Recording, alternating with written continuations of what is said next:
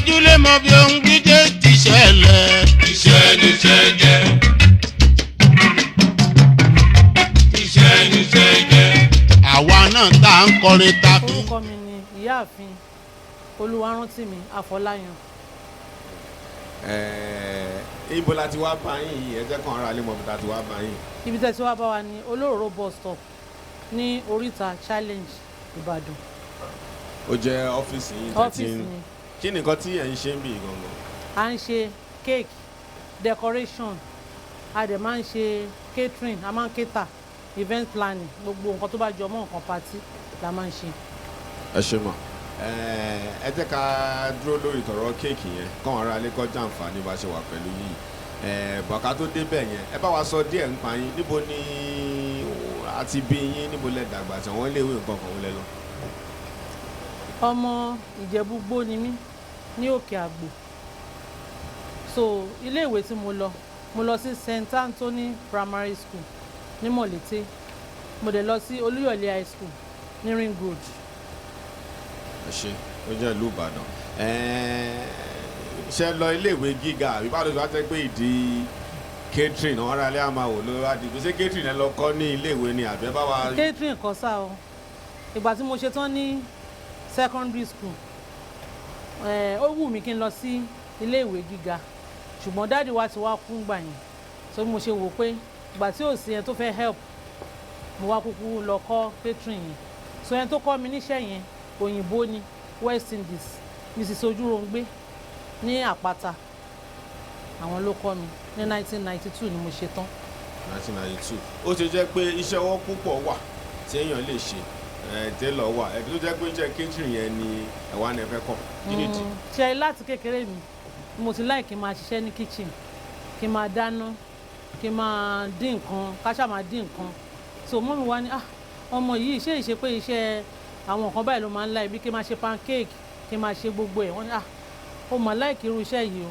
So mi tiẹ̀ wá kọ́ bí ara sí, but ìgbà tí mo wà secondary school tá wá ṣe home economics, ó wá jẹ́ kí n láìkí ẹ̀ gan torí ó ti wù mí láti ilẹ̀. So òun ni mo ṣe wá lọ kọ́. Ẹ ṣe ẹ jẹ́ ká dá yín padà sẹ́yìn díẹ̀, ká má ti sọ̀rọ̀ nípa ayé ìsìn ká sọ̀rọ̀. Ẹ bá wa sọ nígbà tí ẹ̀yin kọ́ṣẹ́ yẹn, téèyàn tó rán wò yín lé báyìí sí pé iṣẹ́ tẹ kọ́ tẹ fi ń jẹun ni. Téèyàn bá tẹ fẹ́ kọ́ṣẹ́ yìí kí ni àwọn nǹkan téèyàn gbọ́dọ̀ ní, ẹbú ni wọ́n gbọ́dọ̀ ní tí wọ́n bá níyàn fẹ́ kọ́ṣẹ́ irú iṣẹ́ tẹ̀ ń ṣe yìí. Téèyàn bá fẹ́ kọ́ iṣẹ́ tà ń ṣe yìí, ẹni tó máa kọ́ṣẹ́ yìí kò gbọ́dọ̀ jẹ́ ọ̀lẹ,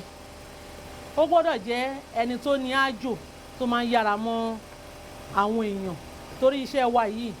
àwọn èèyàn máa ń pọ̀ nídìí iṣẹ́. Ẹni tí ò bá dẹ̀ yára mọ́yàn, kó lájò, kó lọ́yàyà, kò lè kọ́ṣẹ́ yìí. Ọ̀lẹ ò tiẹ̀ lè kọ́ rárá, olóròjú ò lè kọ́.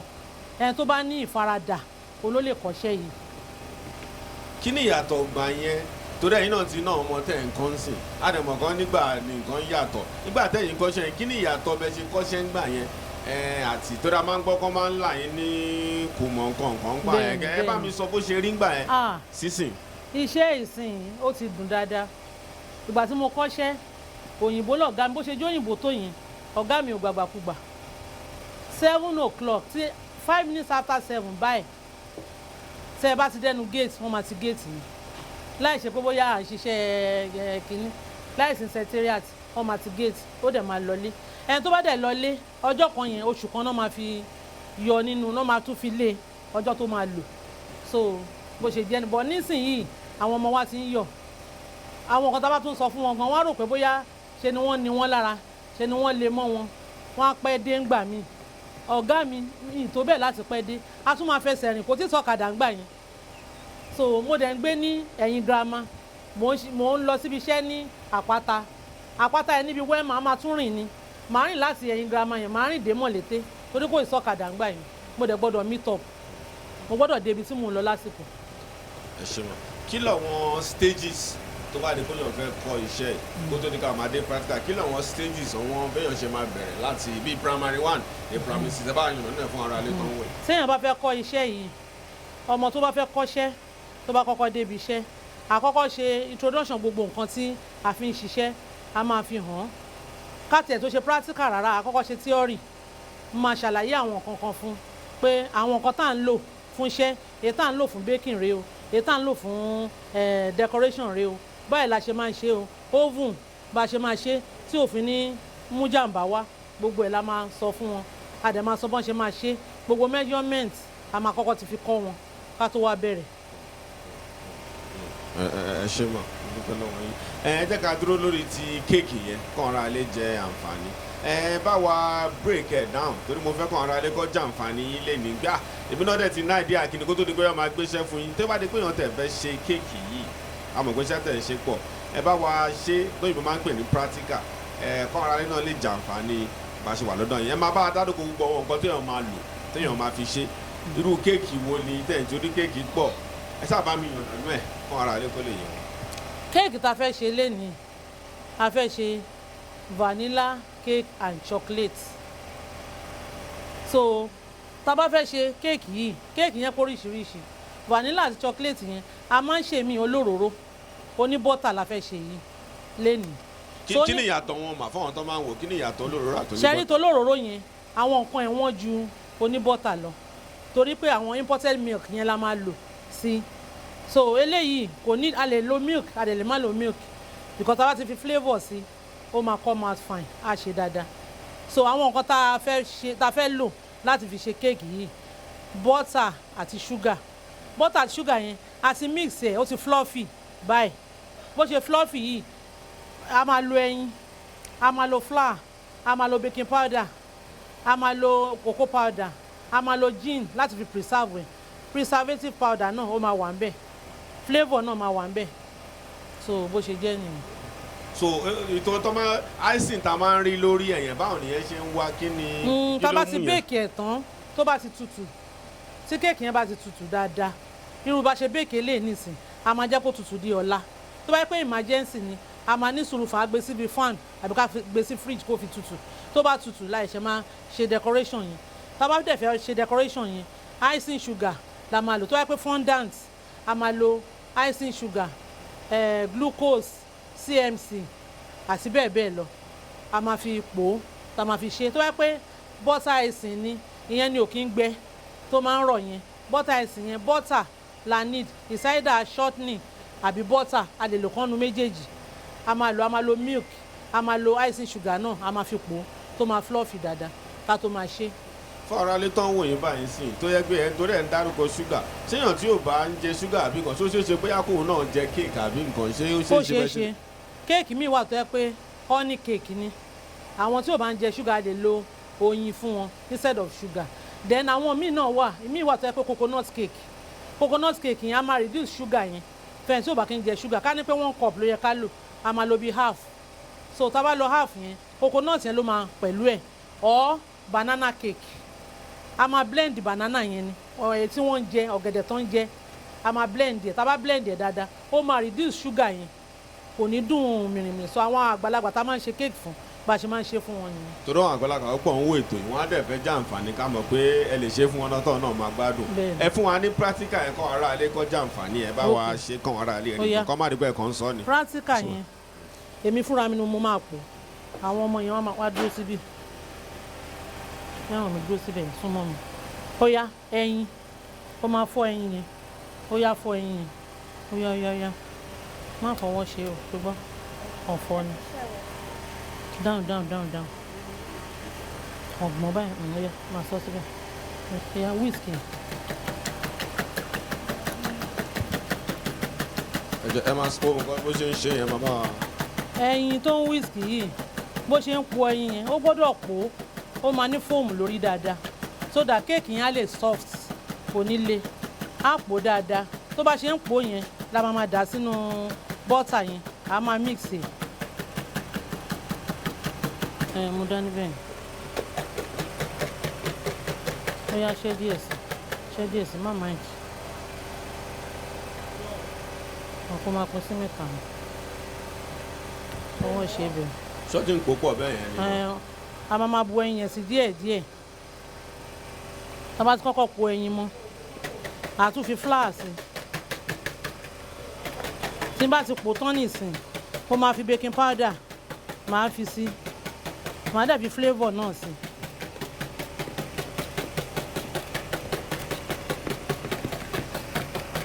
flavour leléyìí o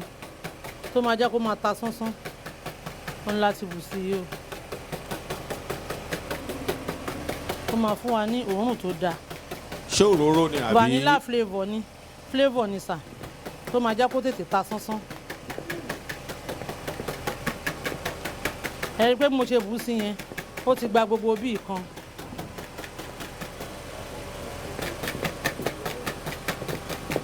so bí mo ṣe pò yìí ní ìsìn báyìí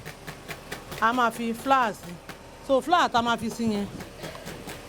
a máa fi baking powder sí flour yìí gbé wá gbé kúrò gbé yẹn. ẹ̀yàn tẹ́ ò wá ń lé bó ṣe fi kíní flavour yẹn sí báyìí gbogbo bíi báyìí òórùn yẹn nǹkan téèyàn bá kọ́ lèèyàn màmá ó ṣe yé mi báyìí ni ó ṣe yé mi ni ẹ kú iṣẹ́ mà. mú preservative wá preservative powder òun lókùn tá a máa fi sí báyìí o blessing brown nìdá.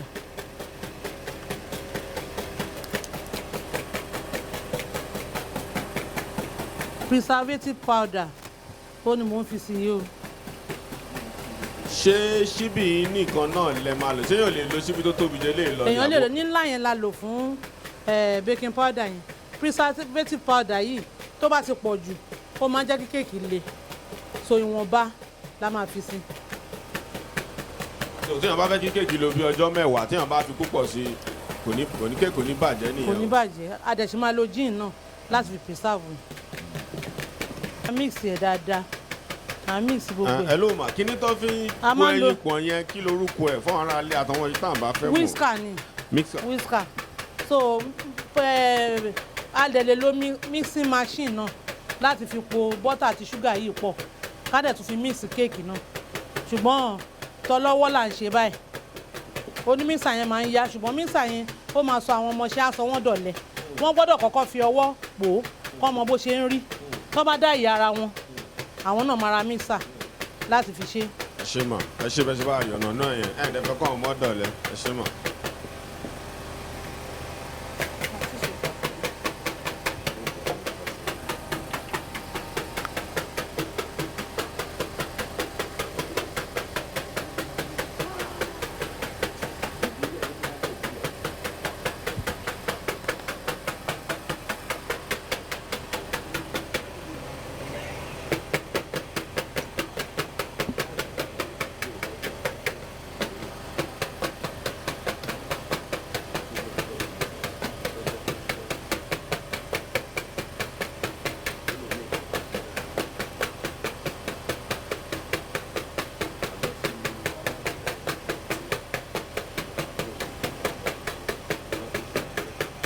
a gbọ́dọ̀ rọra máa po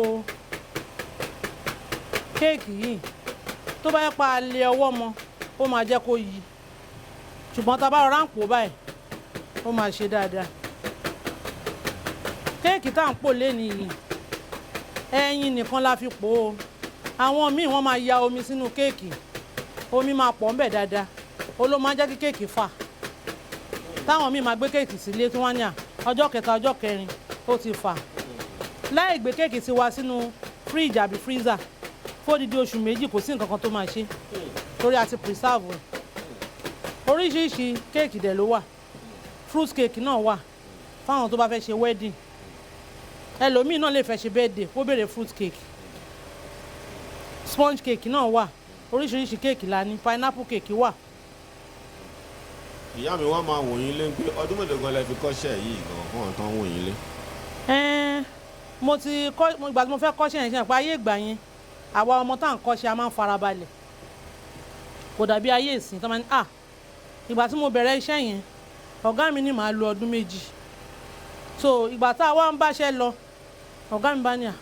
bóyá kí n dúró kí n máa bá òun ṣiṣẹ́ pé tí òun gbádùn mi gan mo ní mi máa lè bá yín ṣiṣẹ́ mo fẹ́ lọ tó rọ́gà mi burú wọ́n fẹ́ le díẹ̀ a kàn fi à ń wò pé à ń ṣàṣeyọrí àṣàforítì so mo lo ọdún mẹ́ta lọ́dọ̀ ọ̀gá mi kò tiẹ̀ wá sọ pé kí n bá òun ṣiṣẹ́ mo ṣe ló kúkú dá mi dúró pé mi gbọ́dọ̀ lọ so ó dẹ̀ ti pé mo ti pé 30 years ọgbọ̀n ọdún tí mo ti wà lẹ́nu iṣẹ́ nígbà tí mo bẹ̀rẹ̀ iṣẹ́ mo dúpẹ́ lọ́wọ́ Ọlọ́run. bọ̀ fún àwọn tó máa ń wò yín lé tọ́sọ bóyá tó fẹ́ ní kán ọmọ mọ̀ wá àbí ó fẹ́ kẹ́ fún wọn training torí àwọn tó mọ àwọn míì àmọ́ ọmọ wa physically wọn míì ó lè jọ online lọ́tún máa máa ṣe ọdún mélòó lèèyàn lè fi kọ́ èèyàn ní iṣẹ́ tó dẹ̀ máa mọ̀ dáadáa. ọdún kan ti tó ṣùgbọ́n àwọn tó bá wá sọ́dọ̀ mi ẹlòmíì tó bá yẹ pé bóyá oníṣẹ́ mi tó ń ṣe àbí tó ti mọ̀ nípa ẹ̀ tẹ́lẹ̀ ó lè má tó ọdún kan ṣùgbọ́n ọdún kan yẹn náà láfta ọdún kan yẹn náà máa wo ọmọ yẹn pé ṣé ó ti lè ṣe é ó ti lè dáṣẹ́ ṣe ó tiẹ̀ gbọ́dọ̀ ṣe é nítorí mi kì í fi iṣẹ́ pamọ́ fún wọn mo máa ń jẹ́ kó tètè mọ iṣẹ́ tí ì bá sí nílé wọ́n lè dáṣẹ́ ṣe so gin ni a fẹ́ fi sí yìí o òun náà preservative ni fún mi ní cup measuring cup.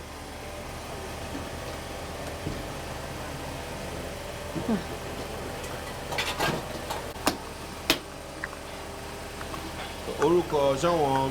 measuring cup lélẹ̀ òun mo fẹ́ fi bu gin yẹn òun náà máa preserve ẹ̀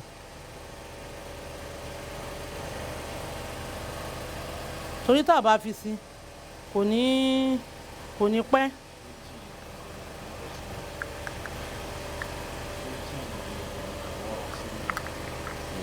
ṣé gin yẹn gangan ògógóró gangan lè lè yá àbí ṣé nǹkan tí ẹ̀rọ sí ni. àwọn gin tán ṣe tá à ń rà náà ni torí nísìn báyìí àwọn gin míì tó wà ń ta nísìn ẹ̀ta náà ló pọ̀ jù ń bẹ̀ tó jẹ́ pé ìmí gan wá ti bomi sí jù tí kò ní ṣe dáadáa tún kó bá kéèkì sòyàn gbọ́dọ̀ mọrú gin tó gbọ́dọ̀ lò. Okay. So measurement yẹn tẹ́ fi sí báyìí sìn báwo lẹ ṣe mọ̀ ṣé ó ní iye quantity tẹ́ gbọ́dọ̀ fi sí ẹ. ó ní iye quantity tẹ́ gbọ́dọ̀ fi sí irú èyí tí mo pò yìí nìsín butter and sugar tí mo pò yìí 750 gram ni so flour náà 750 gram so irú gin yẹn one cup of gin ló yẹ kí n lò but mo reduce ẹ̀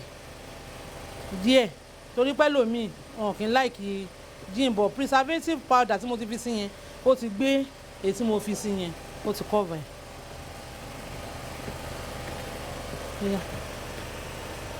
gbogbo ẹ̀ ní kò dà sí.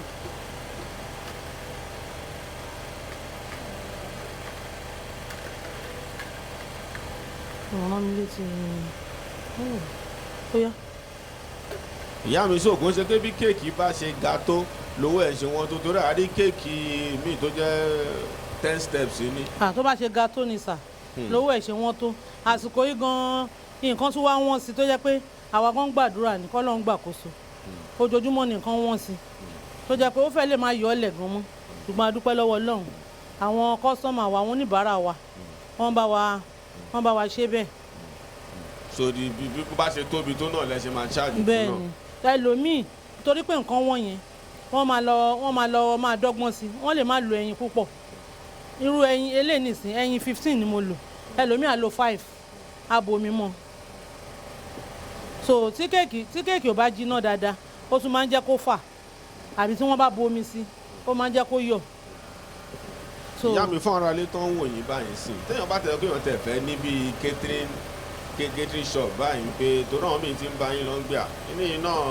nígbà tí máa kọ́ dé yẹ kí n mọ̀ kí lọ́wọ́n kan téèyàn tẹ gbọ́dọ̀ ní tó bá di pé èèyàn fẹ́ bẹ̀rẹ̀ irú iṣẹ́ yín pé tó o bá nélè yìí o lè bẹ̀rẹ̀ iṣẹ́. àwọn nǹkan téèyàn gbọ́dọ̀ ní ni pé ó gbọ́dọ̀ ní àwọn baking tin tó máa fi máa bake ó gbọ́dọ̀ ní oven dènà àwọn tools tá a fi ń ṣe decoration ó gbọ́dọ̀ ní turntable tó máa ti máa ṣe decoration lórí ẹ̀ ó dẹ̀ gbọ́dọ̀ ṣe formica table tá a ti máa ṣe fondant lórí ẹ̀ àbí ẹni nǹkan tó bá fẹ́ ṣe so rolling pin palette knife and so on and so forth. èyí tí mo fẹ́ ṣe ń sìn Kampala cake ni mo fẹ́ fi ṣe.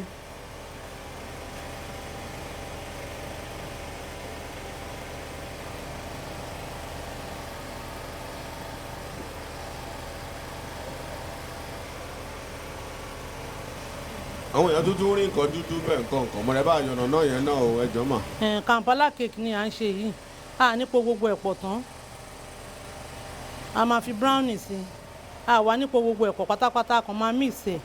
fẹ́rẹ́fẹ́ ni a nípo pọ̀ a máa ra máa ṣe báyìí ó ní Kampala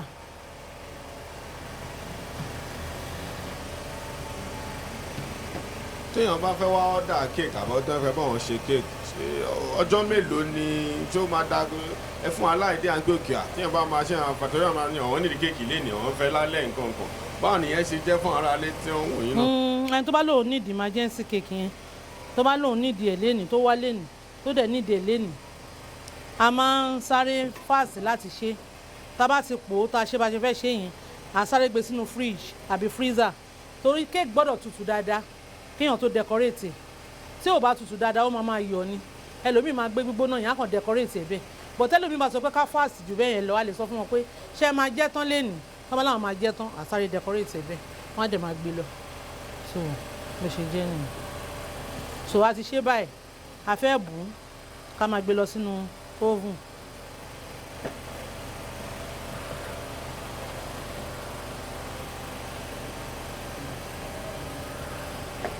Mami. so máa ń pẹ́ gan ní oven ni àbí kí ni duration ni nǹkan tó máa fi wà nínú oven. nínú oven yóò depend lé bí oven yẹn bí ó bá ṣe heat sí so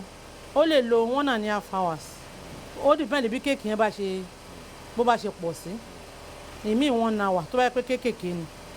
tó bá jẹ́ pé ètò tóbi ó ń lo 2 hours ó ń lo 1.5 hours so size cake ló máa torí ti gas tó bá yẹ pé electric yẹn máa ń yá ju gas lọ. ṣọwọ́n kí lẹ̀ ń fi kéèkì yẹn sí yẹn àti pé iṣẹ́ ti fọwọ́n kọ́kọ́ sínú ẹ̀ tẹ́lẹ̀ kí lẹ̀ ń bu kéèkì yẹn sí lórúkọ wọn kí ní tọ́ dè mú bẹ́ẹ̀. baking tin ni so inú baking tin yẹn la máa bù sí tó bá jiná la ṣẹ̀ṣẹ̀ máa yọ. ẹ ṣe máa kú iṣẹ́ mà àwọn ará alẹ́ á máa wò yín báyìí mo dẹ̀ mọ̀ pé wọ́n káàkiri ẹ lọ tí wò yín tọ́ dẹ̀ ń gbádùn ẹ̀ báyìí á máa wò ó pé bẹ́ẹ̀ mi ṣe máa ń bèrè ni pé iṣẹ́ yìí ṣé ṣówó tẹ̀ wà lórí ẹ̀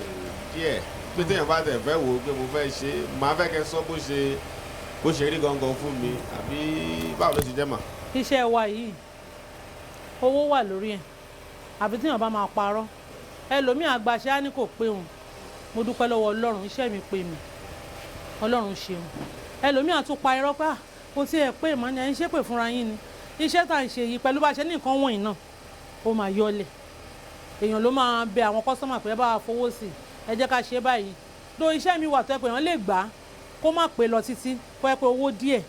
ṣùgbọ́n èèyàn gbọ́dọ̀ jẹ́ kó tẹ̀hún lọ́rùn tá bá ṣiṣẹ́ kékeré tí ò bá pè